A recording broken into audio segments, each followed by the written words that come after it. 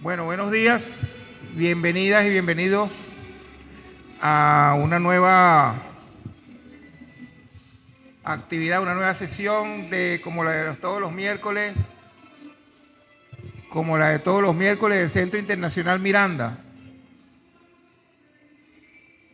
Hoy vamos a hablar sobre José Félix Rivas y su papel en la historia. Creo que tenemos un fondo musical más o menos estridente. Vamos a hacer el intento de que ustedes puedan escuchar la conferencia. El ponente de hoy es nuestro querido amigo, hermano y camarada Luis Felipe Pellicer, quien ayer nos dictó el currículum.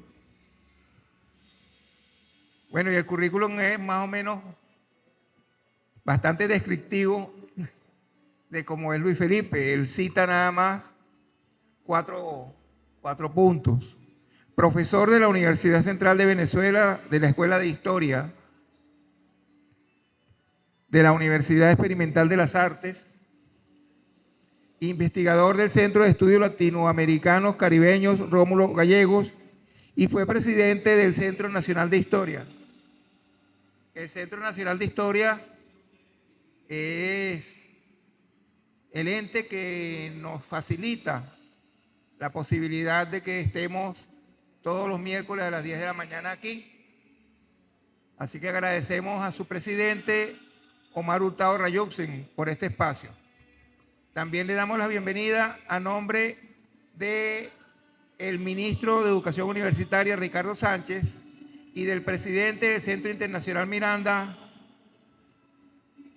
Domingo Medina Gutiérrez. Hoy es el Día de la Juventud. Y hoy en Últimas Noticias aparece un artículo de Luis Felipe Pellicer que se llama En nombre de la nación. Luis Felipe inicia su artículo haciendo mención a lo que significa el Día de la Juventud. Así que recomendamos su lectura.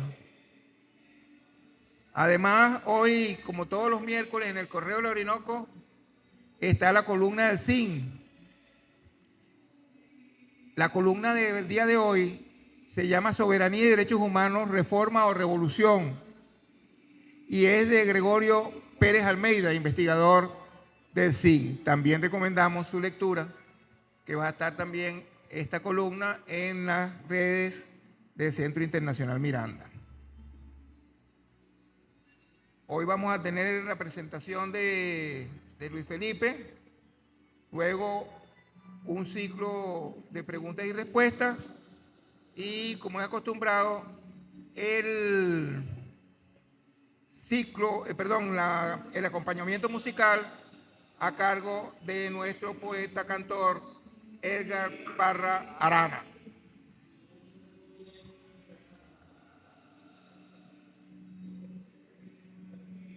Bueno, acabamos de oír parte del acompañamiento musical que no es de Edgar Parra Arana.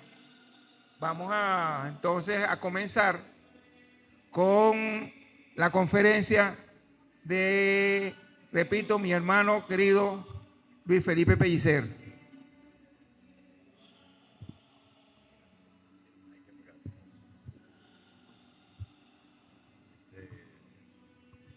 Bueno, buenos días a todos y a todas quienes nos acompañan hoy. No sé si está escuchándose ahí con mucha reverberancia. Me pongo este micrófono así a ver si se escucha lo mejor posible. Me interesa saber si para la grabación este nivel de menos Aquí, para la grabación. Perfecto. Para lo que no es la grabación, posiblemente, a lo mejor las compañeras que están más lejos podrían acercarse, acompañarme para que no nos veamos nosotros tan solitos aquí, porque tampoco es que es un estadio ni es una cosa multitudinaria, y tampoco lo que, digamos, yo he preparado para que hablemos hoy es un asunto de ni una conferencia ni una alocución para multitudes. Es decir, si yo tuviera que estar en esa tarima que está allí para la celebración del Día de la Juventud, hoy 12 de febrero, el discurso que haría sería muy diferente a este que hoy delante de ustedes y con el agradecimiento del Centro Francisco de Miranda, voy a hacer. Lo primero que me gustaría decirles es que yo fui entrenado como historiador de oficio en la Escuela de Historia de la Universidad Central de Venezuela. La Escuela de Historia de la Universidad Central de Venezuela forma investigadores en historia, un poco diferente, por no decir lo contrario, a lo que puede hacer la Universidad Pedagógica Libertador, que es formar profesores en historia. No obstante, unos y otros deben tener como principal objetivo dentro de su hacer profesional la investigación histórica. No vale de nada para cualquier área del conocimiento la repetición de las cosas que ya se dicen, que ya se saben, que ya se conocen. Valdrá para quienes no la conocen, por ejemplo, leer un libro sobre algún aspecto conocido. Valdrá la pena ver un documental sobre un aspecto del que usted quiere conocer, y sobre todo, si quiere conocerlo con algún lujo de detalles, en algunos casos, bueno, vale la pena leer unas 2, 3 biografías acerca de un personaje histórico, acerca de un tema específico, y una cosa que es muy importante y que no debemos dejar de lado, sobre todo en este momento que ha habido dos momentos. Un momento fue el año pasado, con toda la, digamos, alaraca que se armó con las inteligencias artificiales, con ChatGPT, etcétera, y la que se acaba de armar con la inteligencia artificial china, DeepSeek, porque la educación con la inteligencia artificial ya no va a ser la misma educación. Si ya había maestros y profesores que éramos críticos a la educación memorística, a esa educación bancaria, en que los estudiantes lo que hacían era absorber los conocimientos que le daba el profesor. Si ya había mucha crítica respecto a eso desde hace muchísimos años, además, ahora con muchísima mayor razón, la educación no puede ser el hecho de repetir asuntos que una enciclopedia te lo puede decir o que la inteligencia artificial te lo puede decir. Tú le pides a la inteligencia artificial que te haga un polinomio y le das los datos del polinomio y te hace perfectamente el polinomio y además te describe el procedimiento con que hizo ese polinomio. Tú le das a la inteligencia artificial 2 libros acerca, por ejemplo, de la filosofía de la ciencia, Mario Bunge y cualquier otro. Le dice, lea esos 2 libros, hágame un resumen y después compárame las posturas de estos 2 autores. Y te lo hace perfectamente bien, mucho mejor que si lo hiciera una inteligencia humana. Porque esa inteligencia artificial con la que yo estaba un poco, y estamos seguramente todavía, primero un poco advertidos, pero también estamos un poco como estupefactos delante del poder que puede tener esa inteligencia artificial. Además nosotros, que somos tan descreídos de muchas cosas, por ejemplo, yo recuerdo que con la calculadora, mi papá podía agarrar la calculadora, hacer la cuenta que iba a hacer en la calculadora y después la hacía a mano también, porque no creía en la calculadora, porque no puede ser que ese aparato sepa más que lo que yo sé sumar, ¿entienden?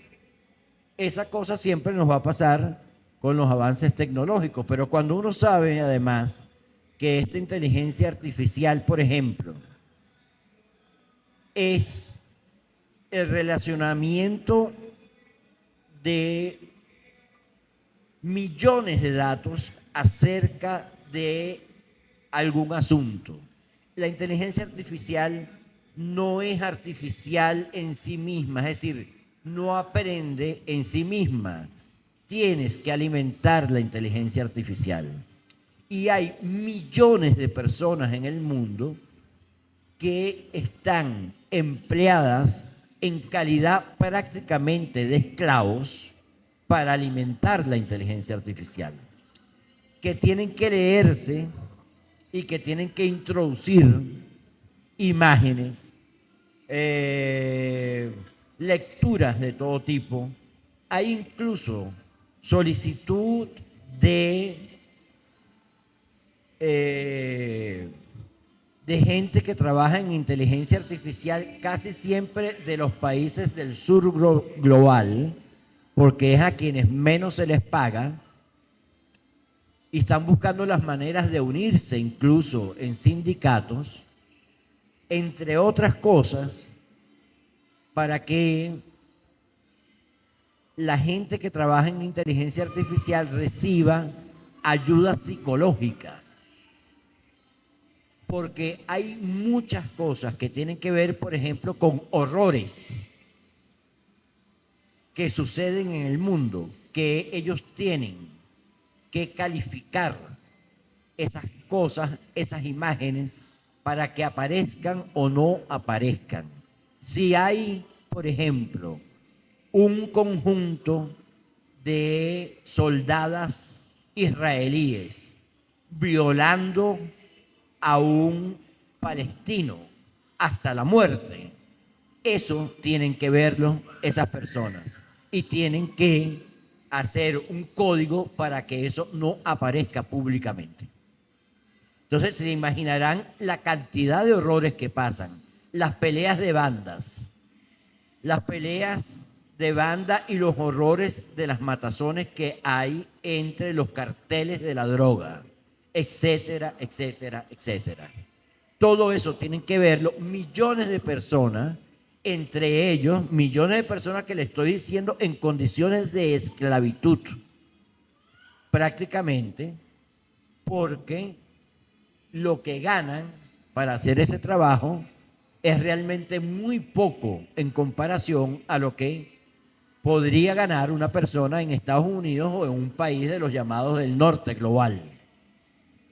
Y lo hacen así porque son países donde hay un montón de personas formadas que, además de estar formadas académicamente en niveles universitarios, también conocen idiomas. Entonces lo hacen países africanos y lo hace Venezuela. Es uno de los países que más hacen trabajo de alimentación de inteligencia artificial, porque es muy barato y porque esa mano de obra está muy calificado para hacerla. Pero se imaginarán entonces ustedes que el nivel de datos que maneja una inteligencia artificial, la capacidad de relacionamiento de esos datos que tiene la inteligencia artificial, no puede ser nunca comparable con la capacidad que tenemos los seres humanos para hacer eso. Uno de los ejemplos y una de las utilidades, claro que sí, de la inteligencia artificial, por ejemplo, en medicina, es que usted le pregunta a la inteligencia artificial cómo tratar a un paciente que tiene una deficiencia coronaria, tiene diabetes y además de eso sufre de úlcera duodenal. La inteligencia artificial tiene datos de todo el mundo y de todos los hospitales y relaciona todos esos datos y te da tantas opciones para el tratamiento acerca de eso. Y así como te da tantas opciones para el tratamiento de eso, está en nosotros preguntar cosas a esa inteligencia artificial que nos lleven a la investigación científica propiamente dicha, que es el por qué sucede eso. Porque también habrá diferencias entre lo que sucede en una latitud y en otra respecto a ese tipo de relacionamiento de enfermedades y por tanto de datos. Es una de las virtudes. Por ejemplo, lo que hizo DeepSeek, lo que hicieron los chinos, fue crear una inteligencia artificial de código abierto, de manera que con ese código nosotros podemos agarrar ese código y transformarlo en un programa de búsqueda, en una cosa que llaman software para, por ejemplo, estudiar los mejores cruces genéticos de papa criolla que den mejores resultados y que sirvan para una mayor productividad de papa criolla. Eso es lo que permite ese código abierto. El código privativo, con este código abierto, se quedó en la prehistoria. Porque con ese código abierto, ya las empresas de código cerrado no van a poder vender sus productos porque sus productos no están hechos para que podamos inventar sobre el código que ellos hicieron. Eso es lo que se llama la inteligencia artificial generativa, que podemos generar. Ese mundo está aquí. Ese mundo no es una irrealidad. Como no es una irrealidad que el mundo en el que estamos viviendo cambió de una manera que no es que va a cambiar, no, es que ya cambió. Que el mundo multicéntrico y pluripolar por el que abogó Chávez ya es una realidad. Estados Unidos no es la máxima potencia del mundo. Estados Unidos tiene que compartir esa potencialidad con China, con Rusia, con potencias emergentes como Irán y como otras potencias emergentes. De manera que la geopolítica mundial cambiará, como ha cambiado en pocos meses, cambiará muchísimo más en muy poco tiempo, porque además los cambios que nosotros hemos experimentado a lo largo de la historia, sobre todo a lo largo de la historia del sistema capitalista mundial, han sido más abruptos y más rápidos que toda la historia de la humanidad. Pero en 20, 25, 50 años, los cambios que se han dado han sido más rápidos y más abruptos que toda la historia de la humanidad y del sistema capitalista mundial. De manera que para adaptarse a lo que va a suceder en el mundo, tenemos o que adaptarnos muy rápido o simplemente no pararle bola. Tratar de vivir en una montaña, ¿no?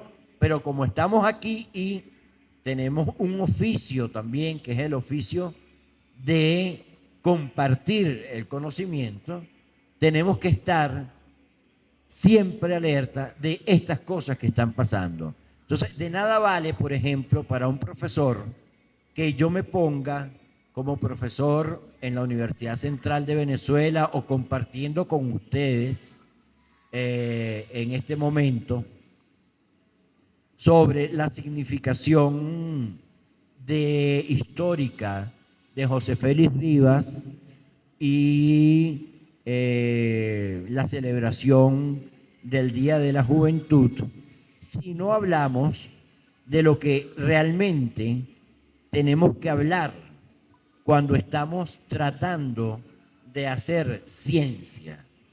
Y hacer ciencia es preguntarnos acerca del porqué de las cosas y por qué la relación entre unos elementos y otros resultan en un asunto. Pero siempre tiene que haber allí un porqué. Que tú me digas, que yo les diga, ¿qué carajo hizo José Félix Rivas? No cambia en nada ni la mentalidad de ustedes, ni la mentalidad mía. En el sentido de que pongamos que no todos fuéramos aquí adultos y que tuviéramos una idea de la biografía de José Félix Rivas, sino en el caso de quienes no tienen y que son estudiantes y que tienen que aprenderlo, o porque se los pide un programa. En ese caso, uno diría, bueno, saben muchachos que el día 11 vamos a estudiar lo relacionado con el Día de la Juventud y la importancia histórica de José Félix Rivas, de manera que ese día vengan preparados para hacer, para hablar acerca de este asunto. Pero si es que yo se los voy a decir, no vale la pena, porque nos vamos a poner aquí a hablar de José Félix Rivas. José Félix Rivas, ¿cómo llaman? El héroe. José Félix Rivas, el tío de Bolívar.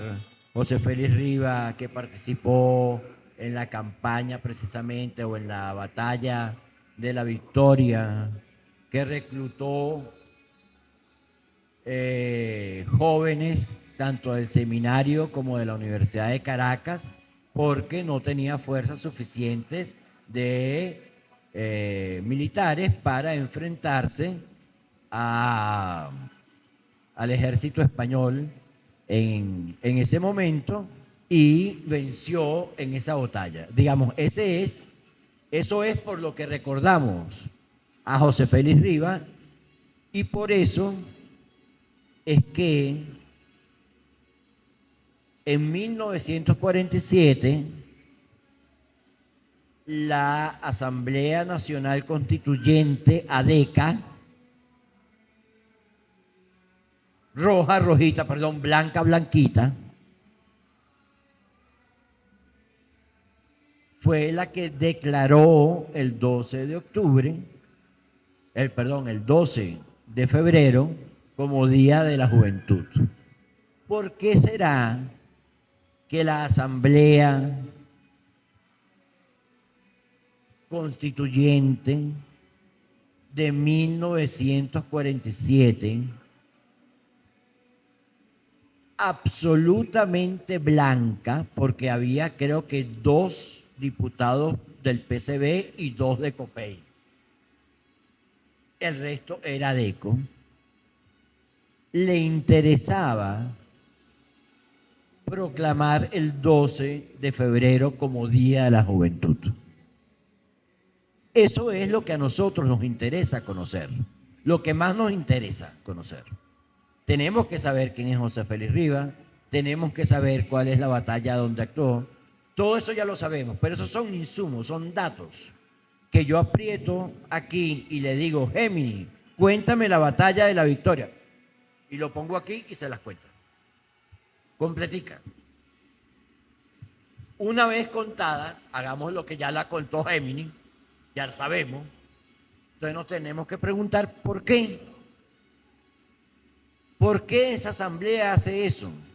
¿Por qué Bolívar, cuando muere Ricaurte, dice: Ricaurte, quiero que se le haga un homenaje a Ricaurte y que se traiga el corazón de Ricaurte y se ponga en la iglesia de San Francisco, que es una de las iglesias más importantes? Porque Bolívar, así como inventó muchas cosas, porque su maestro Simón Rodríguez lo enseñaba a inventar cosas, lo enseñó a inventar cosas tan importantes como la unidad latinoamericana. Bolívar inventó para nosotros en Venezuela el culto al héroe. El culto al héroe. El culto al héroe. ¿Por qué el culto al héroe? ¿Ves?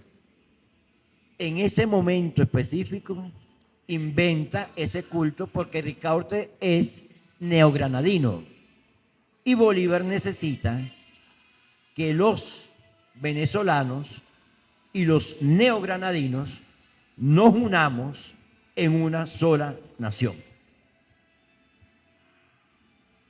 Y les estoy hablando del año, no será, 15, alguien que ve ahí cuándo fue que murió Ricaurte, pero no fue en 1819 eso, fue mucho antes, es decir, que el pensamiento unitario de Bolívar era anterior, ¿verdad?, a Angostura y a la ley fundamental que de 1819 y después al Congreso de Angostura y a la declaratoria de la Unión en el 21.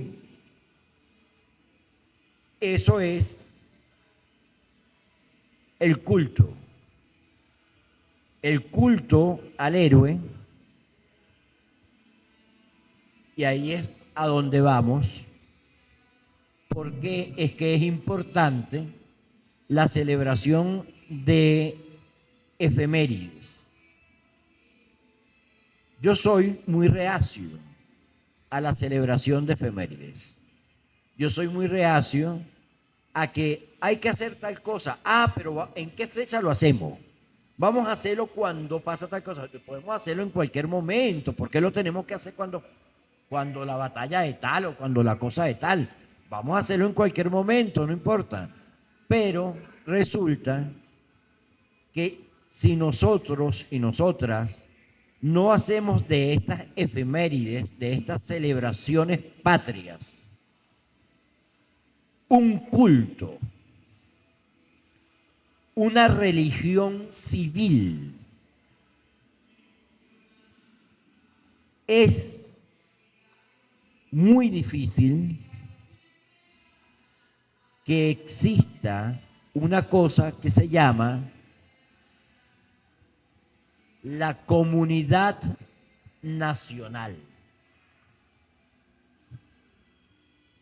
Podemos tener muchas cosas comunes.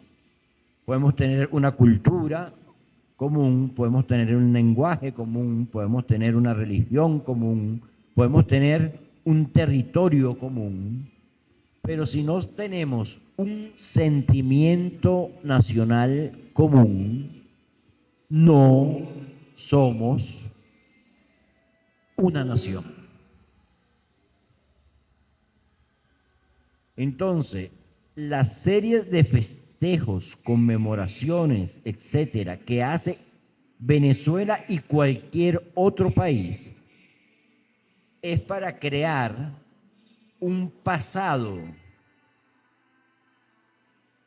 común a todos quienes viven en ese territorio o quienes se sienten herederos de ese pasado. Y eso es lo que se llama la nación. El Estado es un conjunto de instituciones, de leyes, de realidades materiales, pero la nación no. La nación es un conjunto de sentimientos. Que usted le duela que a los venezolanos los traten mal en Perú, porque usted los siente como hermanos, es un sentimiento nacional que se ha ido construyendo desde el siglo XIX hasta nuestros días. Que la gente esté dispuesta a matar y a morir por su nación es e implica lo intrincado de ese sentimiento nacional, que es un sentimiento que se va conformando no únicamente en las aulas de clase, sino también en lo que llamamos las políticas de memoria que debe tener un Estado para que su población entienda que tiene un origen, un pasado común, una realidad actual común con desafíos y que puede tener un futuro mejor porque además ha logrado hacer cosas en ese pasado común que son las épicas y las proezas que se han hecho en ese pasado. Esas cosas no son mentiras, pero son sentimientos. Se tienen que convertir en sentimientos.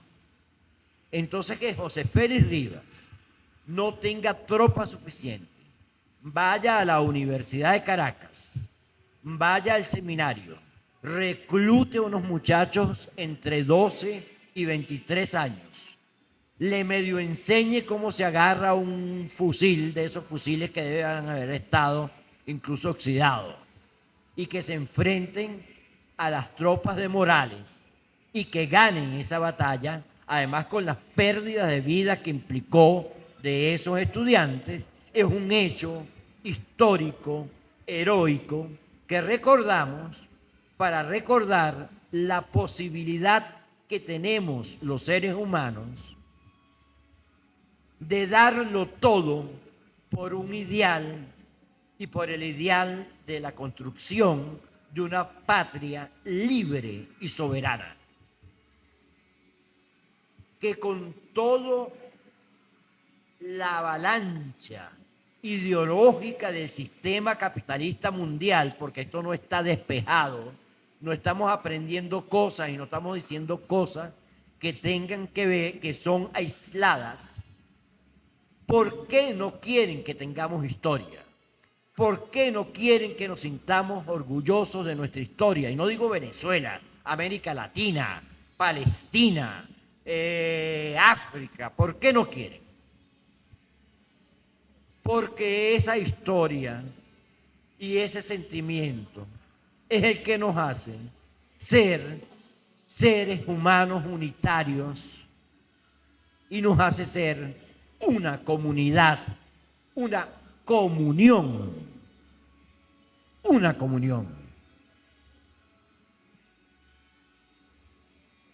Y eso es lo que nos fortalece ante la agresión de cualquier otro país, de cualquier potencia que quiera arrebatarnos lo que nosotros sentimos como nuestro, que es nuestro país y que no es únicamente la materialidad de ese país.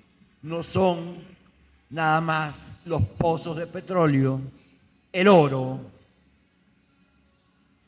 las tierras raras, es la vida y es eso que hemos construido, además como pioneros. Sepan y sepamos que los latinoamericanos somos los pioneros en la construcción de la nación. Alemania es una nación del siglo XIX, avanzado el siglo XIX.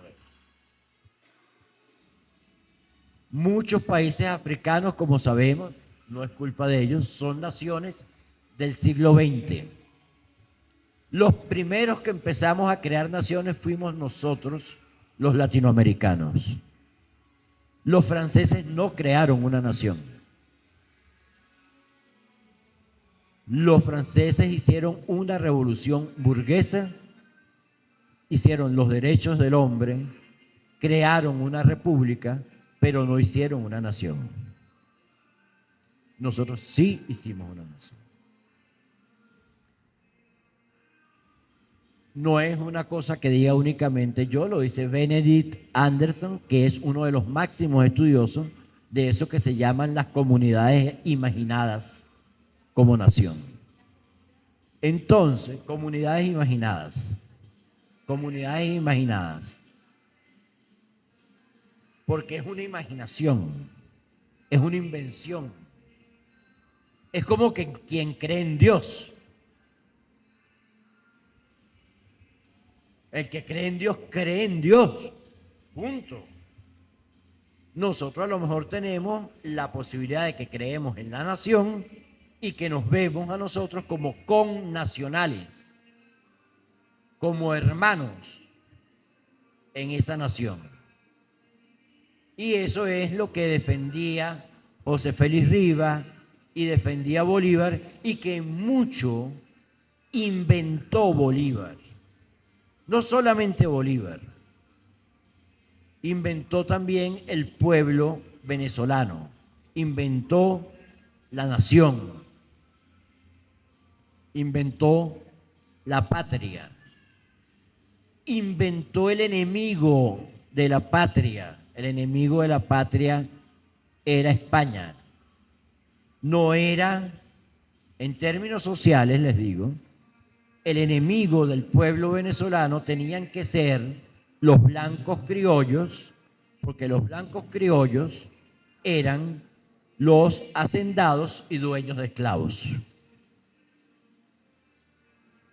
La proeza ideológica de Bolívar y de toda la dirigencia patriótica fue convertir a España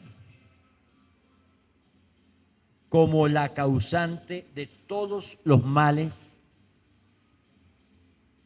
de la naciente república, la esclavitud. Aunque eran esclavistas, ¿verdad? Estos patriotas, la esclavitud era España. Es una invención, es una ideología, pero también es una realidad. Porque si no hubiera colonizado América, España, no hubiera existido la esclavitud. Por tanto, sí, es España la culpable de que hubiera existido la esclavitud. O sea, no estamos diciendo una cosa que es mentira. Estamos diciendo una cosa que es verdad. La nación que está construida de todas estas efemérides, de todos estos festejos, incluso de todas las derrotas, y sobre todo del festejo de todo eso, Chávez le daba importancia al festejo de cada evento y del lo que llamaba Chávez el glorioso pasado, y Chávez definía al pueblo como el pueblo histórico. Era la primera definición que tenía Chávez sobre el pueblo. Heredero de las batallas independentistas y de todas las batallas del siglo XIX, y que además era el actor principal en la búsqueda, lucha y consolidación de la libertad y de la igualdad. Eso lo hizo Chávez. E insistió no como una cosa de formulismo en hacer eventos para festejar nuestros triunfos como patria, sino en hacerlos en carne viva y en hacerlos en amor patrio. Así lo hacía Bolívar. Así lo hacía Bolívar. Cuando Bolívar le pedía el Congreso de Angostura y definía la educación popular es primogénita. No estaba, eso no son palabras al aire, eso no es un discurso como el que está dando Luis Pellicer aquí. Eso es un discurso para un Congreso que va a constituir una nación donde el que le dice, el que propone una constitución y una manera de organizar esa república, le está diciendo, le está ordenando prácticamente, la educación es primogénita. Coño, ¿qué es primogénita? Lo primero en lo que tú te tienes que ocupar. Porque tienes un pueblo que tiene 300 años de oscurantismo, de esclavitud, de vicio, analfabeta. Y para formar ciudadanos, ahora Bolívar no estaba diciendo formemos ingenieros, formemos arquitectos, matemáticos, alarife. No, Bolívar dice de seguida, tenemos que formarlo en moral y luces. Esa frase tan trillada, tan pajúa, que no suena. Resulta que moral y luces no es que fueron nuestras primeras necesidades, sino que serán siempre nuestras primeras necesidades. Porque cuando Bolívar está hablando de moral, está hablando de virtud, está hablando de virtud ciudadana, está hablando de ética ciudadana. No hablemos de lo más normalito, que es la corrupción. Hablemos de otras cosas que no sean nada más la corrupción. Para tú formar una gente que pueda ejercer el poder, tú tienes que tener ciudadanos preparados para ejercer el poder. Y eso no lo hace ser ingeniero, ni ser médico, ¿verdad? Ni ser oficinista, ni ser mecánico. Eso lo hace prepararse en moral y en virtud. Y no estamos hablando de una vaina pajúa y cursi. No, no es una vaina pajúa cursi. Es una cosa de la realidad real, del respeto al otro, del amor por el otro, del servicio al otro. Si Bolívar le pide a los representantes del pueblo que deben representarlos en beneficio del pueblo, le está pidiendo que los represente en beneficio del pueblo, no de ellos. Y los critica y les dice: hay muchos representantes del pueblo que no representan el pueblo y que lo que hacen es beneficiarse de que han sido elegidos por ese pueblo en un lugar que le permite manejar el poder, y manejar el poder, entre otras cosas, significa nada más y nada menos que manejar los recursos. De allí, de ese mal manejo, amoral manejo, antiético manejo de los recursos y del poder, es que llegamos 200 años después de que Bolívar ha dicho eso que dijo de formar ciudadanos, a tener unos ciudadanos que no ejercen la democracia directamente y que les costó 150 años ejercer la democracia representativa. Porque a esa dirigencia es claro que no le interesaba formar ciudadanos.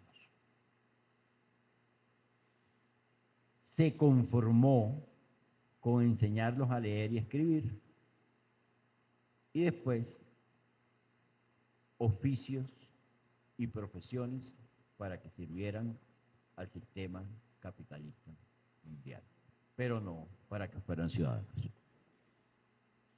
Eso es lo que a nosotros nos ha pasado. Eso es lo que no podemos dejar que siga pasando.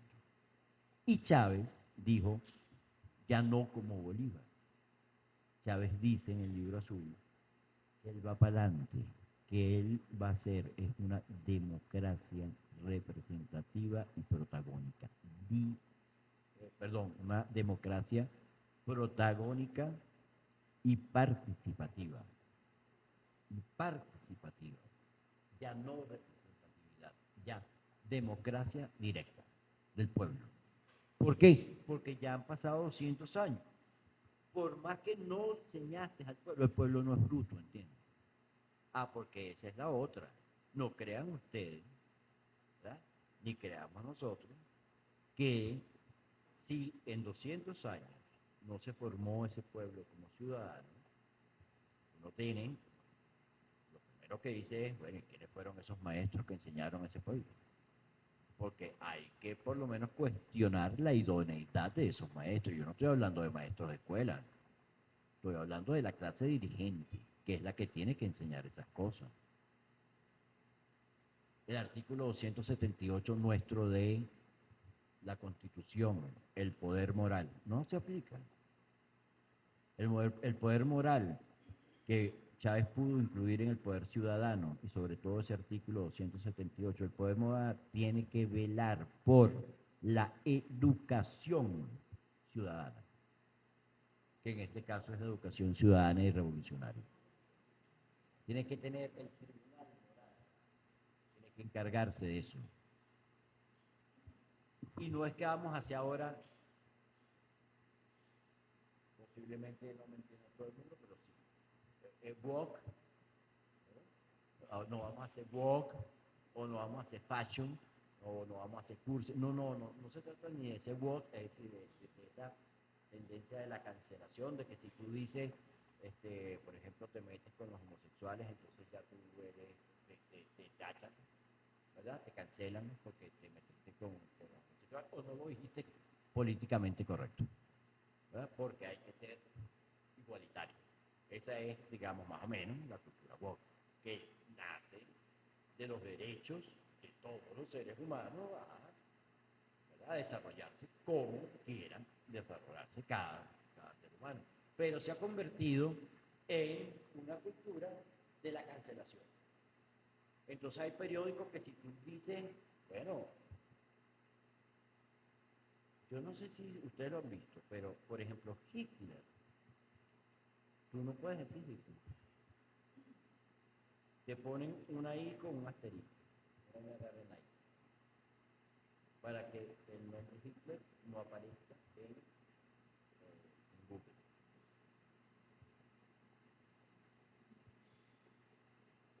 Y así como eso, digamos, muchas cosas más. Pero también hay cultura fascia, que también cancela, que también censura, etc. No se trata de que el poder moral sea eso. Se trata de que el poder moral, como lo dice ese artículo 278, que no pelea con nadie, ni siquiera con quienes lo hicieron, porque ahí había gente de la oposición. Chale, yo lo único que quisiera es que ese ciudadano supiera ejercer poder, tuviera virtud, que es una cosa muy difícil de tener, pero bueno, vamos a enseñarle virtud. Eso se aprende, eso no es congénito, eso no es genético, eso se puede aprender. Y que defienda los derechos humanos. Si tú defiendes los derechos humanos, teniendo tu nación, pero sabes que hay una cosa que está por encima de la nación, que es los derechos humanos, entonces también serás virtuoso y habrás aprendido algo de esto que ha sido construido a fuerza de recordar a nuestros próceres. Porque ustedes se imaginan a las madres de los muchachitos de la universidad y del seminario. Ay, sí, llévatelo. Llévatelo. A ti te piden a tu hijo para que se vaya para la guerra ahorita de allá en Gaza. Usted lo da. No, yo no solamente lo pienso muy bien, le digo, no te voy a dar a mi carajito. A menos que ya se tenga, ¿verdad? Pero yo como sentimentalmente no podría hacerlo, ¿verdad? Entonces no creerán ustedes que ese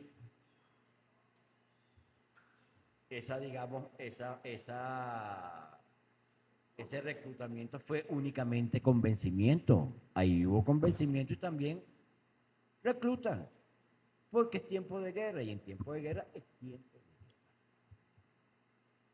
Y no estás guerreando por una cosa, es ahí donde viene la virtud. No estás peleando por quitarle el territorio a los palestinos, estás peleando por liberar tu territorio, por ganar tu independencia. Cuando estos valores se sobreponen, entonces tú dices, valió la pena que convencieran y que algunos los obligaran. Porque se pudo hacer. Todo eso forma esa cosa que llamamos la nación, que todo eso es el sentimiento de la nación. El problemita es cuando la nación y ese sentimiento se transforma en un sentimiento supremacista. Y entonces Trump se sigue leyendo el Destino Manifiesto y el discurso horroroso ese que dio, donde seremos, seremos es porque no somos, y seremos, y volveremos, y regresaremos, y no van a regresar, serán una nación importante, nos van a tener envidia, ustedes saben lo estupidez que es que un presidente diga que nos van a tener envidia. ¿Para qué necesito yo que me tengan envidia? ¿Para qué necesita nadie que le tenga envidia? Entonces, pero es una nación supremacista. Seremos. los mejores del mundo, una nación supremacista, Israel, porque esa nación no está haciendo el genocidio más grave de la humanidad, no solamente por cantidades de muertos, etcétera, sino porque, como dijo, ahorita no recuerdo quién fue quien lo dijo, pero lo dijo muy bien dicho,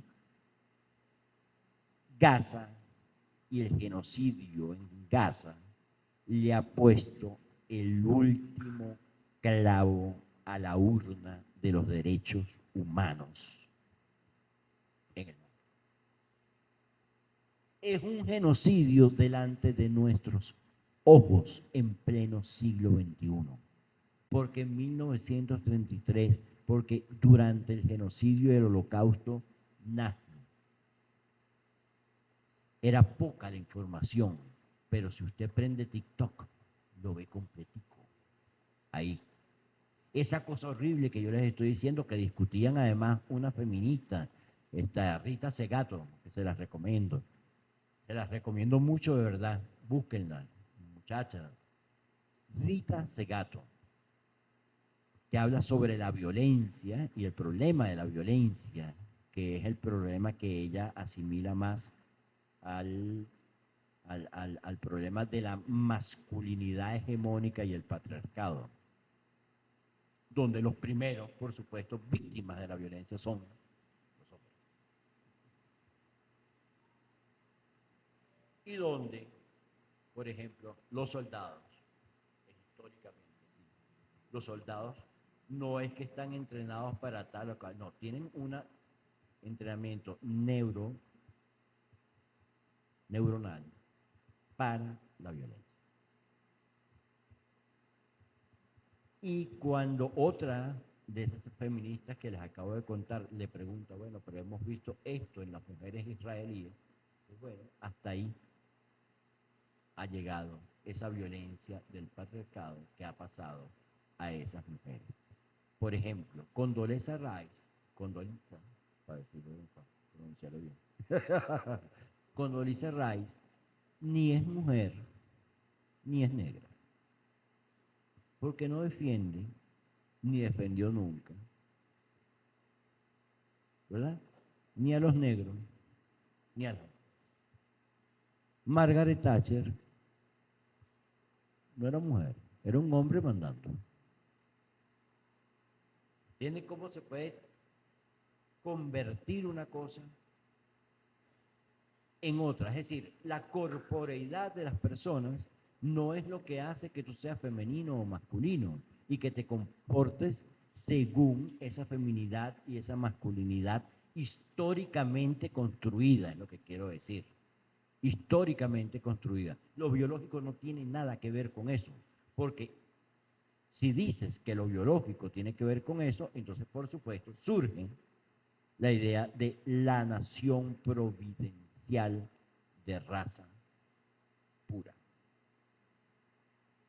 Y esa puede ser la Alemania nazi, pero también ya venía de la España de la conquista. Que además de que conquistaron a los indígenas porque eran inferiores, racialmente inferiores. No nos dejemos embaucar con la idea que no sabían de genética, no, sí sabían. Porque se llamaba limpieza de sangre. Algo había en la sangre que a ellos les parecía que no. Bueno, y los judíos, Entonces eran los negros, los árabes y los judíos. Y después eso pasó a el racismo contra los blancos. Y los blancos de Occidente se dan cuenta de que existe una vaina que se llama racismo, cuando los que están siendo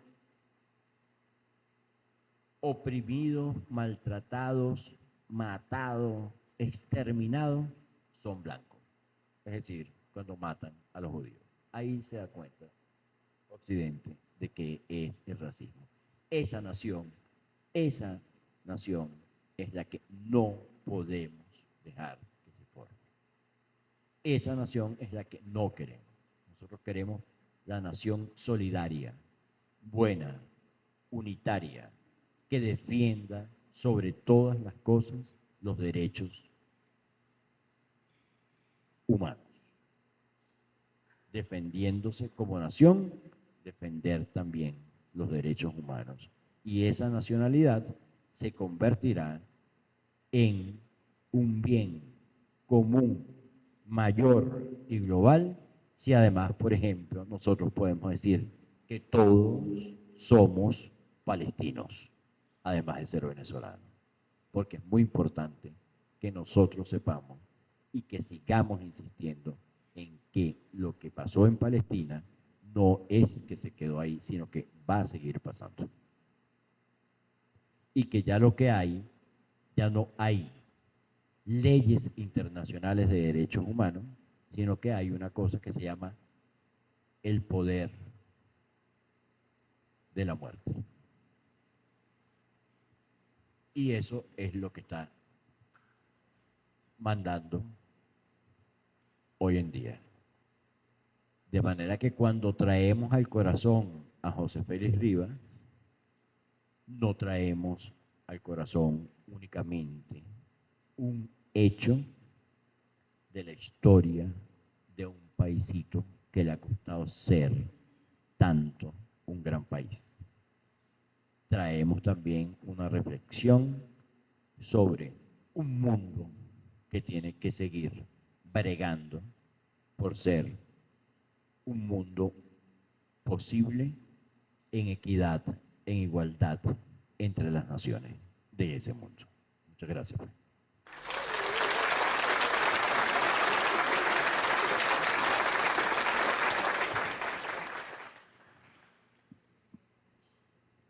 Bueno, después de las palabras de Luis Felipe, que nos permitió reflexionar, ya nos llama a la reflexión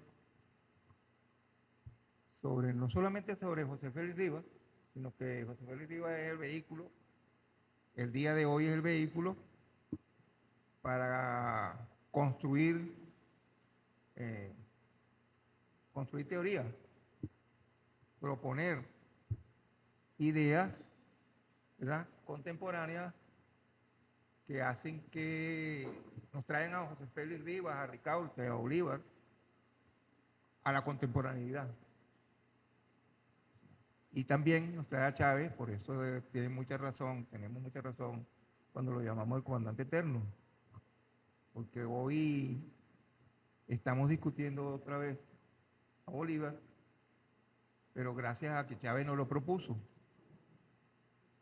Y no, entonces aquí salen categorías como pueblo, como nación, que se hacen dentro del ideario bolivariano y la propuesta chavista. Bueno, ahora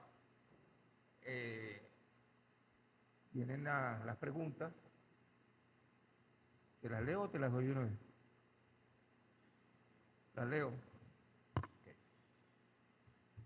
Primera pregunta. ¿Cómo superar la discrepancia entre la enseñanza en el aula y el uso de la inteligencia artificial en aula electrónica? Segunda pregunta. ¿Cómo enseñar un tema de historia con el uso de la inteligencia artificial? ¿Cómo enseñar la historia de José Félix Rivas a través del aula virtual?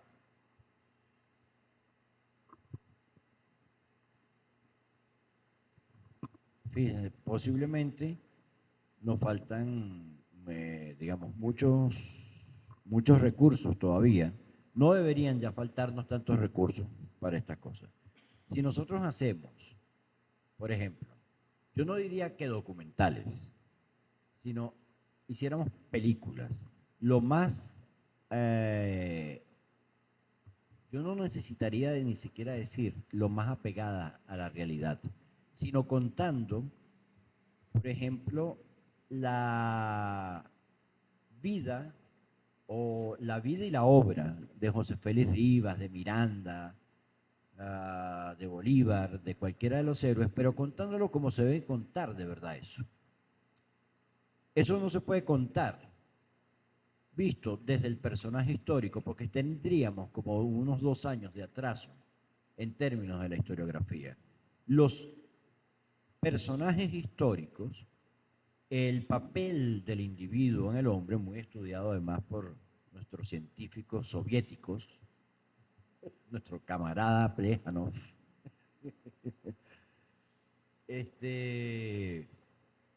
no son los que hacen historia. Debe haber una confluencia, como decía el maestro Briceño Guerrero, entre el corazón del grande hombre y el corazón del pueblo. Y el corazón es el espacio de la racionalidad, la inteligencia y el sentimiento, donde se pueden unir ambas, ¿verdad?, posibilidades, tanto del héroe como del pueblo. Por eso es que nos sale un gran líder todo el tiempo, porque ni todo el tiempo hay un líder que entienda en corazón, y estamos hablando de razón y de sentimiento, entienda al pueblo, ni todo el tiempo el pueblo entiende a un líder en razón y sentimiento, y no todo el tiempo están las circunstancias históricas fraguadas para los grandes cambios que hay que hacer. Entonces, no podemos seguir enseñando la historia únicamente con historia de héroes, sino con historia de héroes que están acompañados por un pueblo. Y yo diría que tenemos que enseñar la historia del pueblo donde los héroes se insertan, porque quienes hacen la historia son los pueblos, guiados por los héroes y a veces no guiados por los pueblos. Porque nadie me va a decir a mí que el 27 de febrero había unos líderes aquí diciendo que había que hacer una rebelión social. Fue el pueblo el que dijo que había que hacer una rebelión social e hizo la rebelión social. Y si nosotros seguimos pensando en que tiene que haber una vanguardia, en que tiene que haber un liderazgo, en que tiene que haber una gente que ordene, etcétera, ¿cuándo es que vamos a hacer realmente una democracia participativa y protagónica si no permitimos que sea el pueblo mismo el que se organice y que haga las cosas que tiene que hacer, y que el Estado brinde todos los mecanismos democratizadores para que eso suceda así, y para que además se desvanezca la representatividad en el protagonismo y en la democracia directa?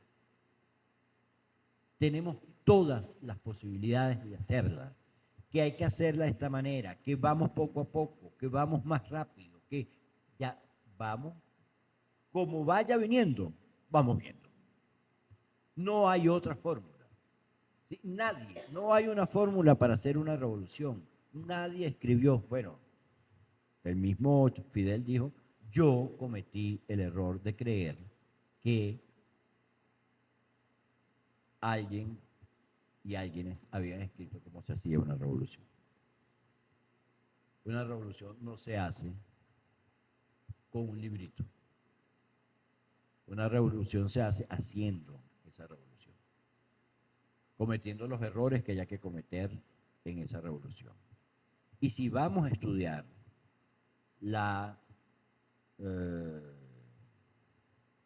si vamos a hacer enseñanza en el aula, no es que es un reto, no es que yo sea un sabio para decir qué es lo que hay que hacer, pero lo que sí no hay que hacer es decirle a los estudiantes, por favor, haga un resumen de el capítulo 5 del libro de Juan Vicente González, José Félix, de biografía de José Félix Rivas. No haga eso. Eso ya lo hace la inteligencia artificial. Pregúntele, ¿qué cree él? ¿Qué opina él acerca de esa actuación de José Félix Rivas en relación con todas las actuaciones, digamos, que se tuvieron que haber dado para conseguir la independencia. Entonces no puedes trabajar con hechos aislados, sino tienes que trabajar con procesos. Y el proceso que nosotros tenemos que trabajar, porque además es que nos compete como, digamos, como país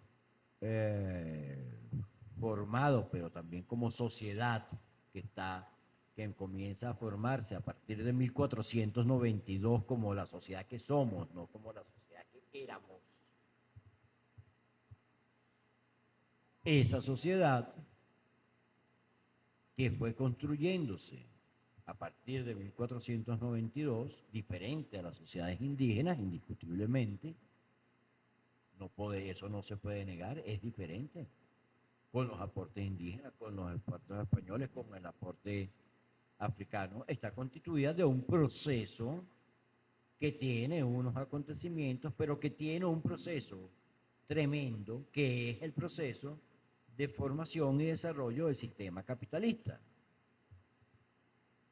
Entonces, ¿por qué se hace una guerra de independencia? ¿Será que nada más tenemos patria y amor a la patria y queremos ser soberanos, etcétera? ¿Y qué tiene que ver el sistema capitalista en esto? Tenemos que preguntarnos por eso. Bolívar, cuando hablaba del equilibrio del mundo, ¿de qué estaba hablando? Estaba hablando del sistema capitalista, coño. No estaba hablando de una ilusión. Si ustedes nos compran a nosotros, si nosotros le vendemos a ustedes, si el mercado no se lo coge todo España. Así que Bolívar no sabía lo que estaba diciendo. Y no tenía por qué haber salido a Mar, porque Mar además no había escrito. Pero él sabía. Estaba hablando del sistema capitalista. Y estaba haciendo una guerra de liberación nacional que se hace contra los imperios capitalistas. Entonces, eso es lo que nosotros tenemos que hacer. Y usar la IA, no permitir que la IA, la inteligencia artificial, nos utilice a nosotros. Hay que hacer películas donde se vea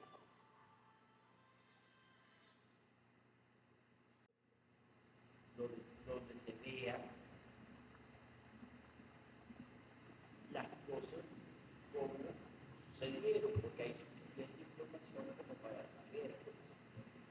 ¿Por qué yo no hago hacer la biografía? No hago la biografía de un negro esclavizado que participó en la intervención? ¿Por qué no hago una cosa que además me digo que solamente bueno, José Félix Rivas era muy cercano a la manera de las personas discriminadas que eran parte de los ciudadanos. De manera que no era nada más que le convenía tener a los padres naturales, porque era la mayor parte de la población, sí, pero además creía firmemente en la igualdad y en la igualdad social. Por eso, y porque los patos creían que arriba, en eso, lo apoyaban. Si no, no lo hubieran apoyado. ¿Entienden? Entonces, ¿por qué no contamos la historia? Tenemos mucho de historia en el Archivo General de la Nación, en el Archivo de la Academia Nacional de la Nación, sobre esa gente sin historia que actuó. Y a lo mejor así la gente hacemos una novela, coño, chica, así, ¿verdad? Xavier ha trabajado en proyectos audiovisuales y radiales magníficos en ese sentido. Podemos aprender más historia haciendo esas cosas. ¿Verdad? Nos hace falta seguir creando reflexiones de una enseñanza marginal de la historia y por supuesto siempre tienen que aprender a los comercios como yo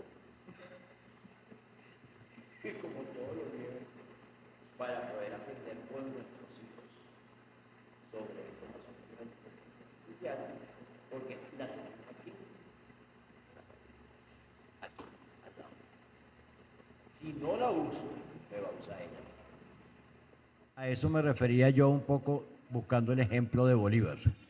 Bolívar se refería a eso, exactamente. Es decir, eso no pelea con nadie. Tú tienes una patria y tú tienes que enseñar qué es esa patria y tienes que insuflar amor por esa patria y respeto por esa patria.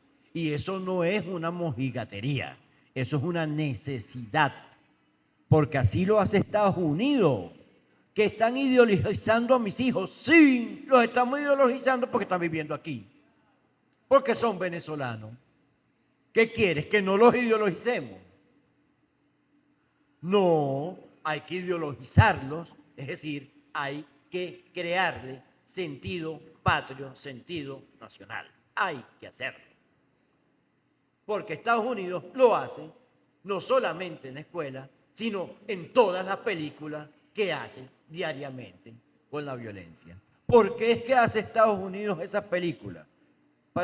No creíamos hasta hace poco que Estados Unidos era el que había liberado a los judíos en la Segunda Guerra Mundial. Porque toda la maquinaria de Hollywood nos dijo que era Estados Unidos quien había liberado a los judíos en la Segunda Guerra Mundial. Entonces, si ellos usan sus mecanismos para hacer ideología, que eso sí es ideología, nosotros no estamos haciendo ideología, nosotros estamos haciendo conciencia y sentimiento nacional. Eso hay que hacerlo. Eso hay que seguirlo haciendo.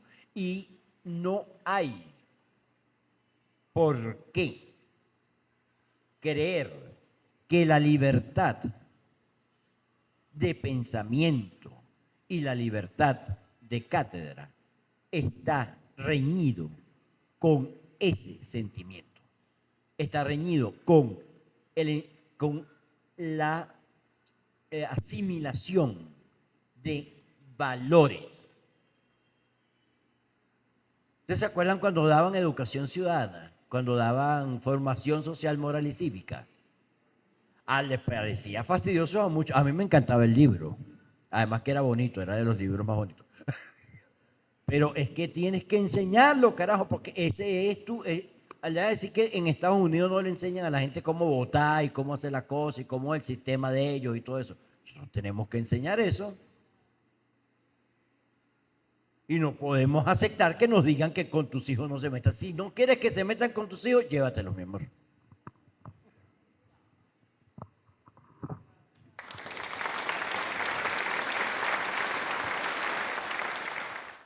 Bueno, después de las preguntas, bueno, voy a hacer un comentario acerca de lo que decía, lo que dijo Luis Felipe alrededor de los productos audiovisuales y la creación de nación. Pedro Calzadilla me contaba una vez que cuando él estuvo como ministro con Chávez y cuando estaba en el Centro de Historia, seguramente tú también estabas en alguna de esas reuniones, Pedro le contaba la historia y Chávez siempre la pregunta recurrente era, ¿y dónde estaba el pueblo? Siempre estuvo pendiente de eso.